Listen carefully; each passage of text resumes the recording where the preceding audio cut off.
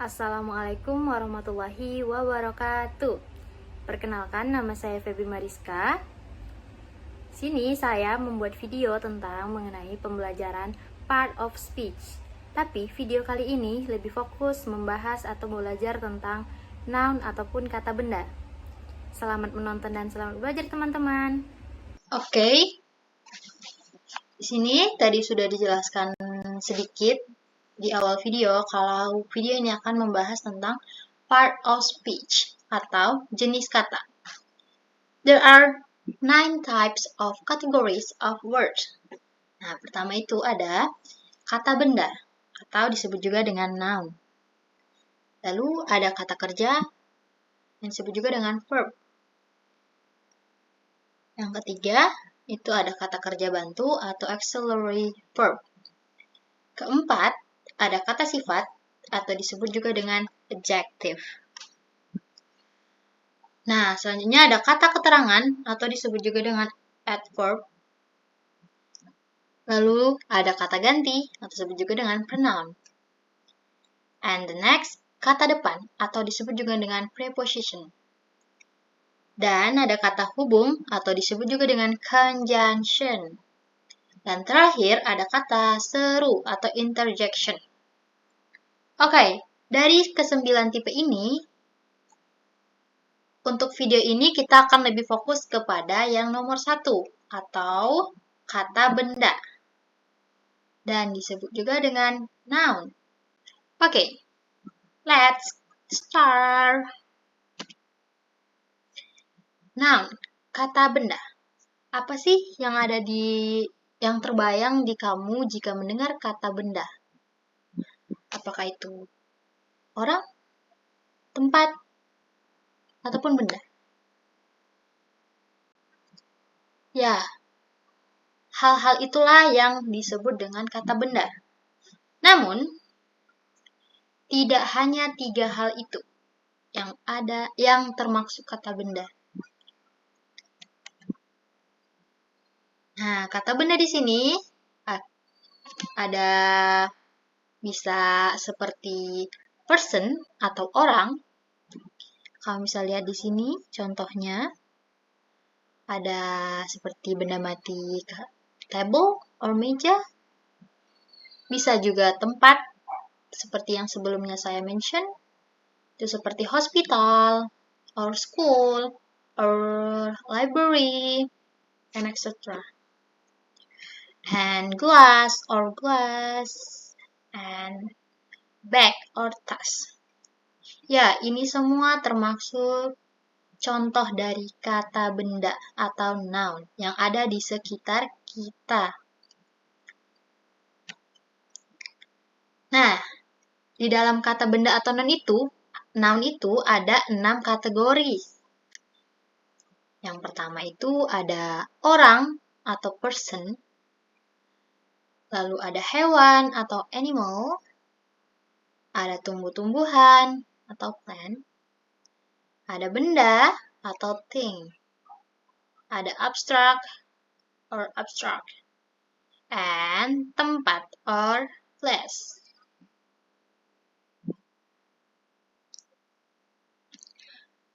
Oke, nah kita akan mulai bahas satu persatu. Kita fokus ke yang pertama, yaitu orang atau person. Person itu tidak hanya membahas orang, tapi dia bisa menjelaskan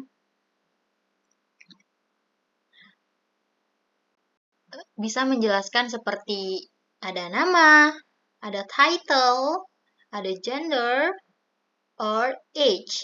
Nah, di sini maksudnya name itu bisa menjelaskan seperti nama seseorang, seperti Sisil, Rizka, Dani. Nah ya, jangan pernah lupa bahwa setiap huruf depan nama seseorang harus diawali dengan huruf kapital. Seperti yang kamu lihat di sini, saya memberi contoh Sisil, Rizka, dan juga Dani.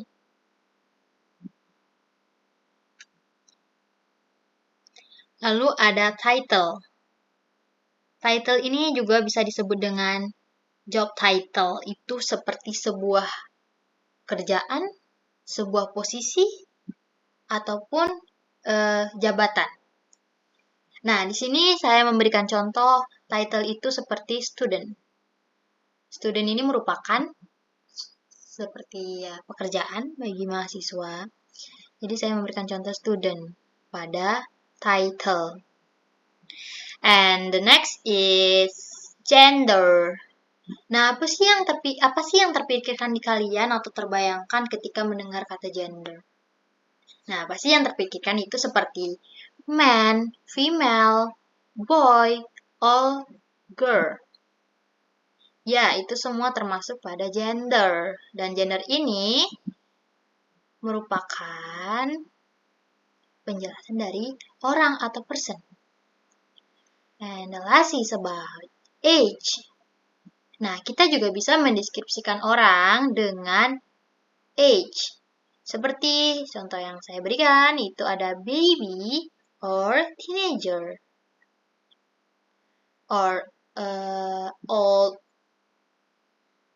Jadi, orang itu atau person bisa merujuk kepada nama seseorang, posisi seseorang, gender seseorang, ataupun age saat kita mau mendeskripsikan seseorang tersebut. Oke, kita lanjut yang kedua. Tempat or place. Nah, tempat or place ini juga bisa kita deskripsikan dengan name, atau bangunan, lokasi, or hal yang abstrak ataupun tidak jelas. Bisa seperti, nah kembali lagi, jika name ini seperti untuk nama kota ataupun tempat, awalannya harus merupakan huruf kapital. Seperti yang saya berikan contoh, itu Bandung. Huruf B-nya itu harus kapital. And Jambi. Nah, di sini juga ada saya berikan contoh building. Building itu seperti hospital, ini, and school. Seperti ini. Nah, bangunan itu termasuk ke dalam kategori tempat ataupun place. Nah, ternyata lokasi juga merupakan hal yang dideskripsikan dari tempat. Di sini bisa seperti in the east, in the northeast, or west. And tempat yang abstrak itu bisa seperti yang saya berikan contoh ini, even, or hill. Nah, ini kan tidak jelas, kita tidak tahu bentuknya bagaimana. Jadi dia termasuk kepada abstrak. Okay, the next. Hewan or animal. Bisa seperti hewan atau animal ini kata benda yang hidup atau live. Ini saya berikan contoh seperti burung or rabbit. Ini ada contoh kalimatnya seperti I have a bird. I have a bird. Her name is Xiao. She is very beautiful. And rabbit. I have a rabbit. Her name is Lala. She is very cute. Oke, kalau hewan hanya seperti ini. The next, tumbuh-tumbuhan atau plant, atau yang tidak hidup. Ini saya berikan contoh seperti bunga mawar. Ada kalimatnya seperti the red roses, they are beautiful. Next is benda atau thing. Nah, benda mati yang seperti ini pasti sudah sering kalian jumpai di sekitar kalian. Bisa seperti pena, handphone, or kaos kaki. Dan banyak hal lagi lain seperti buku, kursi, meja, dan lain-lainnya. Hey, terakhir. Abstrak. Abstrak, tidak berwujud. Atau hal-hal yang kita tidak bisa lihat. Nih, bisa seperti kebebasan. Kebebasan ini ataupun freedom termasuk abstrak karena ya, ia adalah hal yang tidak berwujud. Lalu ada love atau cinta. Cinta ini tidak bisa kita lihat. Jadi dia termasuk ke hal abstrak atau tidak berwujud. Nah, ada juga kebahagiaan or happiness. Happiness ini tidak berwujud juga, tidak bisa kita lihat. Jadi, ia termasuk ke hal ataupun benda abstrak. And the last example is peri, fiery. Nah, ini juga seringkali kita dengar, tapi tidak pernah tahu wujudnya. Hanya bayang-bayangan saja seperti pada gambar di atas yang memiliki sayap, bisa terbang, lalu beautiful. Jadi abstrak itu seperti ini, hal-hal yang tidak berwujud. Oke, kita lanjut next. Nah, kita akan membahas beberapa hal lagi, yaitu ada countable noun atau kata benda yang dapat dihitung, dan uncountable noun, kata benda yang tidak dapat dihitung. Ada common and proper noun, lalu ada abstract and concrete noun, ada collective noun, ada penanda kata benda atau determiner, and the last is about pembentukan kata benda. Oke, mari kita bahas satu persatu. Countable and uncountable noun. Countable noun itu dapat berupa kata benda yang tunggal atau singular, ataupun dan juga jamak ataupun plural. Baik beraturan atau disebut juga dengan regular, maupun tidak beraturan yang disebut juga dengan irregular. Oke, ingat ya, countable noun itu kata benda yang tunggal. Countable noun, kata benda yang tunggal. Uncountable noun itu uncountable kita akan bahas di slide selanjutnya. Ini kita fokus ke countable noun.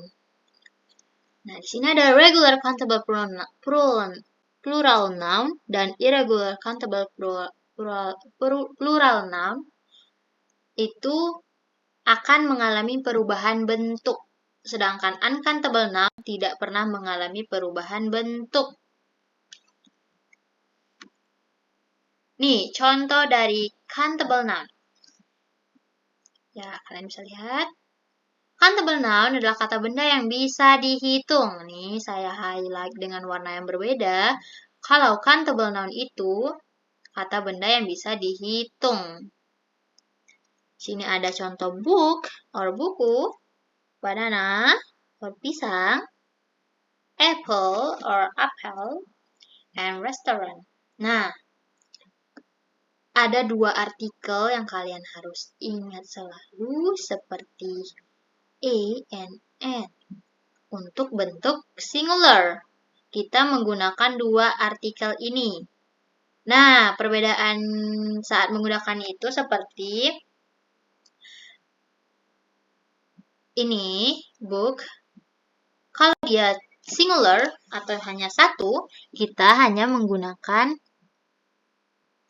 a.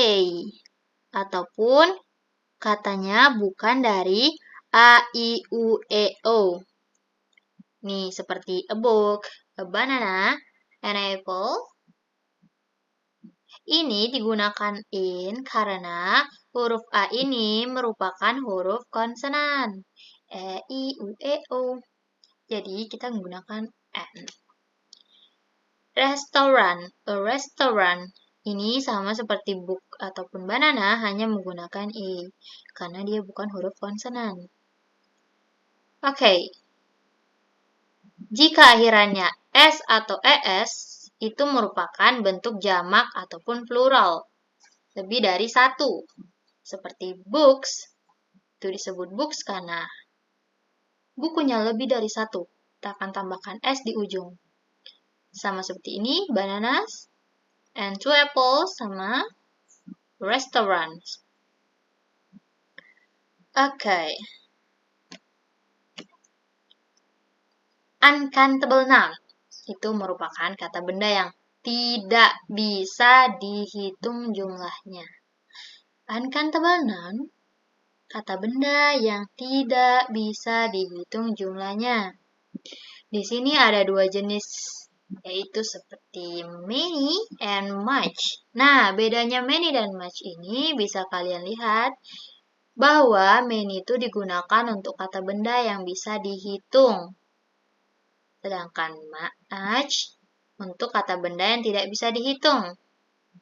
Lihatlah contoh benda-benda yang tidak bisa dihitung jumlahnya, seperti sugar, water, salt, and pollution.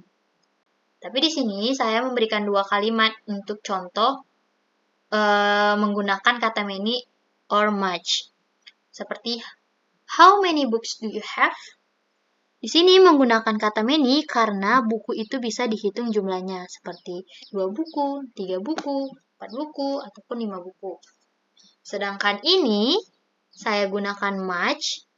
How much salt do you add into your soup? Karena garam ini tidak bisa dihitung satuan. Anda bisa menggunakan seperti sendok ataupun timbangan gitu. Tidak satuan seperti buku. Jadi ia menggunakan much. Much ini bisa digunakan untuk beberapa kata seperti ini. Contoh seperti ini. Seperti untuk gula, air, garam, pollution. Oke. Kita masuk kepada common and proper noun. Common noun adalah kata benda yang umum untuk menyebut orang, tempat, dan kata benda lainnya yang belum secara khusus atau spesifik dijelaskan. Nah, ingat, common noun ini untuk menyebutkan orang, tempat, secara khusus atau spesifik. Sedangkan proper noun itu merupakan kata benda yang sudah spesifik ataupun menerangkan nama-nama kata yang umum. Ingat, common noun itu untuk menjelaskan benda yang belum spesifik, sedangkan proper noun benda yang sudah spesifik. Nih, kita lihat contohnya. Oke, katanya common noun itu tidak diawali huruf kapital kecuali awal kata sebuah kalimat. Sedangkan proper noun wajib pakai huruf kapital dimanapun posisinya, entah di awal kalimat, di tengah kalimat, di akhir kalimat. Jadi itu perbedaan yang umumnya dari common noun or proper noun. Nah, contoh dari common noun ini bisa seperti country or negara, city or kota, man or pria, river or sungai, cat or kucing, car or mobil. Nah, ini kan common noun belum spesifik. Negara apa sih? Kota apa sih? Pria yang mana? Sungai yang mana? Kucing yang mana? Ataupun mobil yang mana? Nah, di sini lebih jelasnya saat menggunakan proper noun atau menyebutkan kata benda yang sudah spesifik. Nih, bisa seperti negara apa? Kata yang contoh dari common noun. Itu negara Indonesia. Contoh dari proper noun-nya. Karena Indonesia sudah spesifik. Indonesia, negara Indonesia. Lalu ada kota Jambi. Di sini ada nama seseorang, sudah spesifik. Pria yang mana? Ya, pria yang bernama Agus. Sama seperti di atas lagi, sungai yang mana? Sungai Batanghari. Ini sudah sangat jelas ataupun spesifik. Nah, ini juga sama seperti nama orang tadi, kucingnya. Sini ada saya berikan contoh nama kucingnya Cimi. Ini juga mobil, mereknya bisa seperti ini. Karena dia sudah spesifik ataupun khusus. Nih, saya berikan contoh 2. I live in Jambi, Indonesia. Nih, Jambinya kan udah spesifik, ininya juga. Nah, ini kalau yang sudah spesifik seperti ini, kata depannya harus kapital. Lalu, my sister name is Rara. Ini juga nama seseorang harus diawali dengan huruf kapital. Oke. Nah, kita masuk ke abstract and concrete noun. Abstract noun adalah kata benda yang tidak nyata. Nih, abstrak tuh tidak nyata ya. Namun, dia ada dan kita yakini keberadaannya. Seperti yang tadi saya jelaskan, seperti happiness, love, apa lagi tadi? Ya, pokoknya sesuatu yang tidak berwujud atau tidak nyata, tapi kita yakini bahwa itu tuh ada keberadaannya. Nah, ada concrete noun. Ini setiap kata benda yang bisa kamu amati dengan panca indera kamu. Bisa dilihat, bisa dirasakan, dan juga bisa diraba. Berbeda dengan abstrak noun tadi, itu tidak nyata dan hanya diyakini keberadaannya namun tidak bisa diamati, tidak bisa dilihat, dan diraba. Nih contohnya, abstract noun and concrete noun. Abstract noun itu sama seperti tadi, seperti cinta or love. Lalu ada time or waktu.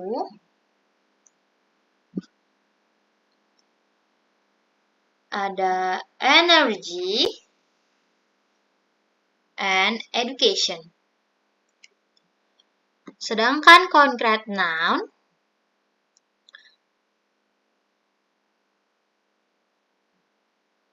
ada seperti orang ataupun person. Ada kata benda seperti shoes or sepatu. Ada water or table. Ini hal-hal yang bisa kita amati, bisa kita rasakan, bisa kita lihat. Sedangkan ini hanya bisa kita yakini keberadaannya, tidak bisa kita lihat wujudnya seperti apa. Jadi itulah perbedaan dari abstract noun dan concrete noun. Oke, lanjut kepada collective noun. Collective noun ini adalah kata benda yang mengacu pada nama kelompok, kumpulan, ataupun unit. Ini maksudnya banyak-banyak, tidak hanya satu ataupun ya, dia banyak seperti untuk group of people. Nah, ini kita akan bahas. Ada 3 jenis. Yaitu yang pertama, ada group of people. Ini bisa seperti team, family, society, audience, and etc. And the second is group of animal. Bisa pack, flock, herd, swarm. And the last is group of things. Bunch, company, faculty, bucket, or department. Nah, ini adalah jenis-jenis collective noun yang merujuk kepada nama kelompok, kumpulan, ataupun unit.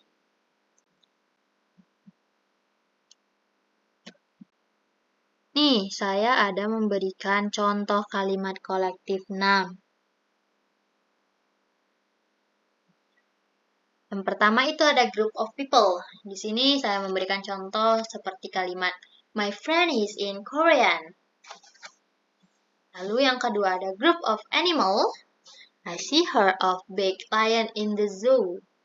And the last is group of things or abstract. She gives me a bucket of red flower. Nah, dari ini kalian bisa lihat kan contoh dari collective noun. Ada 3 jenis dan 3 contoh yang saya sediakan. Contohkan. Oke, kita lanjut. Penanda kata benda atau disebut juga dengan determiner. Determiner pasti sekalian tidak asing dengan kata determiner.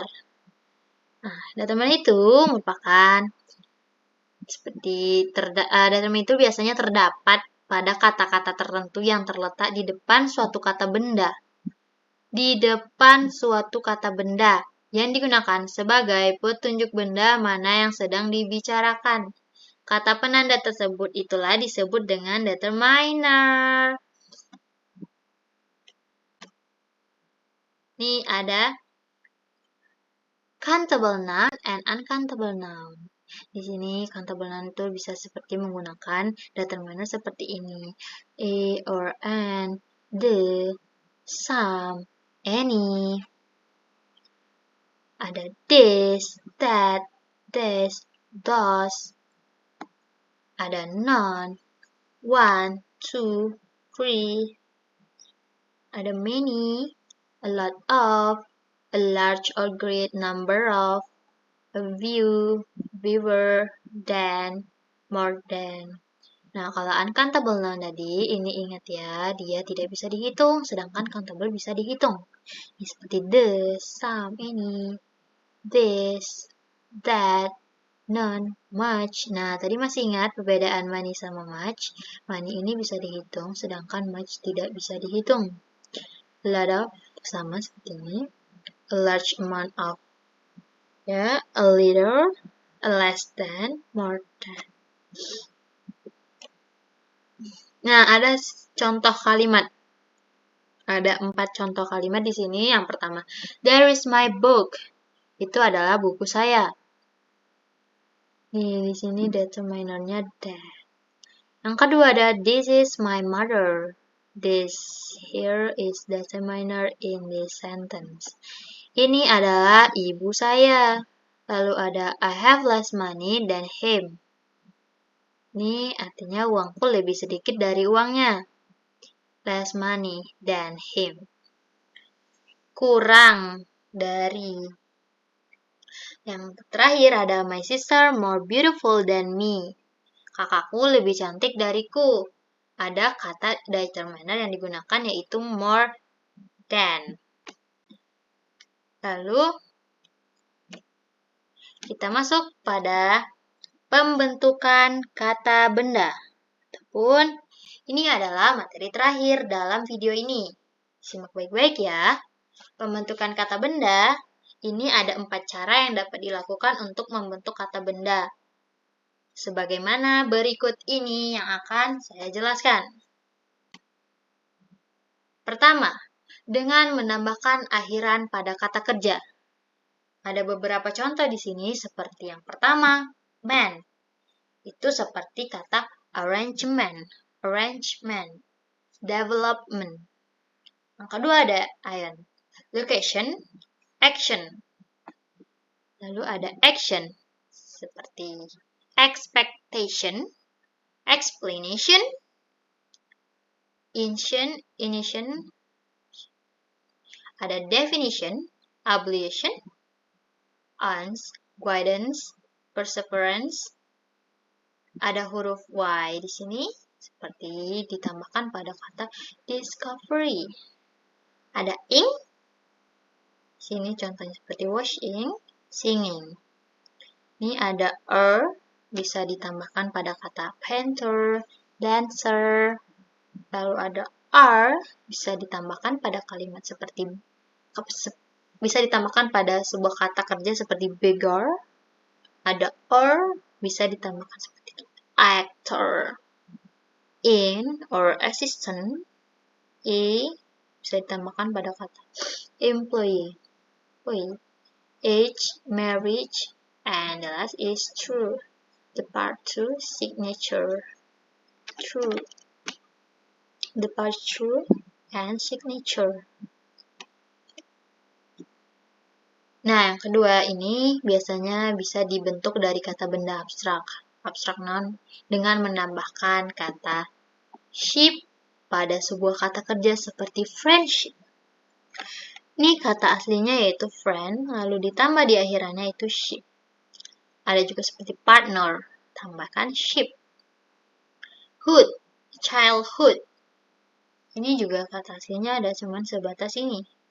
Childhood ini merupakan tambahan dari kata benda abstrak. An Italian librarian. Ini ada an, bisa ditambahkan pada kata seperti Christian, musician. Lalu yang ketiga ada dibentuk dari kata sifat or adjective dengan menambahkan ness. Seperti ini merupakan kata aslinya sad, lalu ditambahkan dengan ness seperti sadness, happiness. Yang ini ada y lagi, bisa ditambahkan pada honesty. Ini adalah kata aslinya honest, lalu ditambahkan dengan huruf y. Ada IT,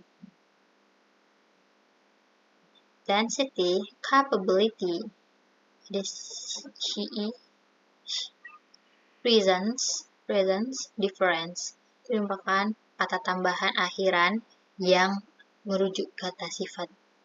Lalu ada she, efisiensi. Yang terakhir ada terdapat juga beberapa kata benda yang selalu dalam bentuk plural ataupun tunggal, jamak ataupun jamak, seperti eyeglasses, jeans, pants, flyers, squares, skysores, shorts, trousers, tweezers, tongs, pajamas. Okay, it's quiz time. You guys just say yes or no for number 1 until 2. I give you around 10 seconds. Start now. Okay.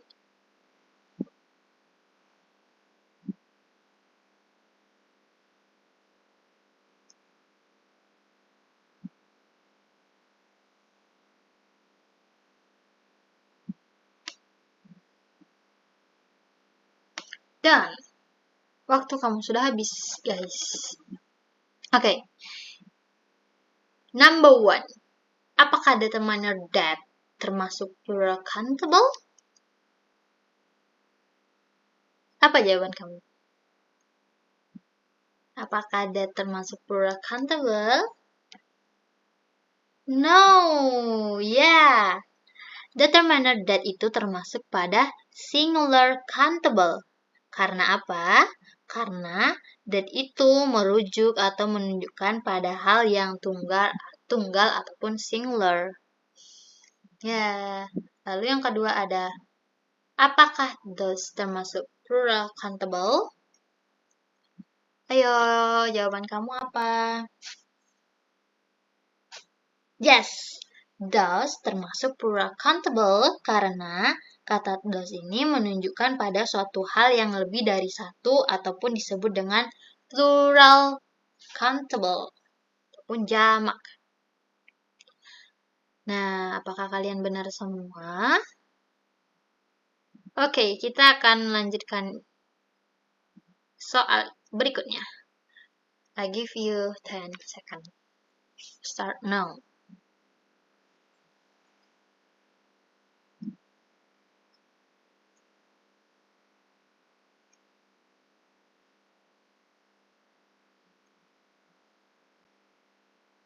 Yes?